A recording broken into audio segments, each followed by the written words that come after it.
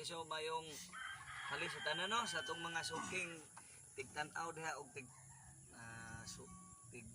paminaw sa ato ang sa Kandungaw Rondalia. So ang pisa nga mong i-play karon usa ni ka awit ni Max Urban. Usa ni siya ka sundalo nga gipada dito sa Vietnam. Pag uli wala itlog. Niya dito lang ni sundalo wala itlog. Unya na po isa kay hapit naman adlaw sa mga gugma kay niguman sa Disyembre, Enero, Pebrero, Valentine's Day naman. So Valentine's Day pod ang among i-play karon sumpay sa maong awit unya sa di pa na musugdan kaning Bohol ug Cebu silingan ra ni nga probinsya gani makita man nimo ang Cebu unya kaning among kauban usa nga gitarista gikan gyud ning Cebu mao ni nga dako-dako gyud dito sa Cebu maning no